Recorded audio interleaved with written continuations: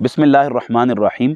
नाज़रीन, मैं अल्लाह रब्बुल इज़्ज़त के हुक्म सीरू फिल अर्द, ज़मीन पर सैर करो, इस पर अमल करते हुए आज अयूबिया नेशनल पार्क मरी में मौजूद हूँ और मेरा ये सयाहती सफ़र जारी है।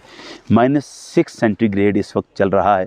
हाथ शल हो चुके हैं, पैर भी सुन होने के करीब हैं और पहाड़ों को बर्फ़ ने सफ़ेद चादर ओढ़ा दी है। यकीन जाने बहुत लुत्फ़ और सुरूर आ रहा है।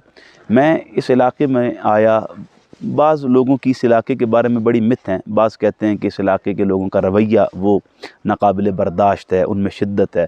मैं समझता हूँ कि इसमें सदाकत भी है। बहुत सारे ऐसे लोग हैं कि जिनका अखलाक इतना गिरा होता है कि अगर आप उनसे बात करें तो वो मुँह को आ जाते हैं, उनमें बर्दाश्त बिल्कुल भी नहीं है।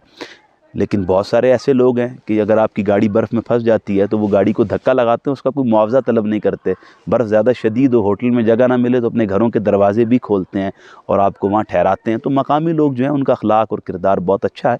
बाज़ लोकल लोग जो बाहर से आते हैं उनके रवैयों की वजह से ये इलाका बदनाम है। लेकिन बहरतौर ये जो अदम बर्दाश्त है मैं एक मैसेज दे रहा हूँ कि ये हम सब में है। हम मज़हबी सतह पर अपने आप को देखें तो हम अदम बर्दाश्त में बला की बुलंदी तक पहुँचे हुए हैं और हम किसी का मसलकी इख्तिलाफ भी बर्दाश्त नहीं कर सकते, अपनी राय पर किसी की राय को भी बर्दाश्त नहीं कर सकते। फतवे तो ऐसे आते हैं कि जैसे बाज़ लोगों को बुखार आता है।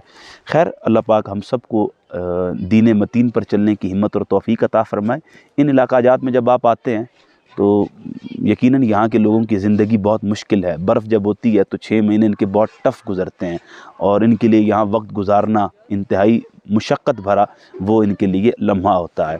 लेकिन अल्लाह रब्बुल इज़्ज़त ने जिन्हें तौफ़ीक अता फ़रमाई है उनसे मेरी रिक्वेस्ट है कि इन इलाकाजात की सैर करें और उसकी ज़मीन पर फिरें और सैर करते हुए उसकी नेमतों का शुक्र अदा करें। अल्लाह पाक हमें अमल की तौफ़ीक अता फ़रमाए। आमीन।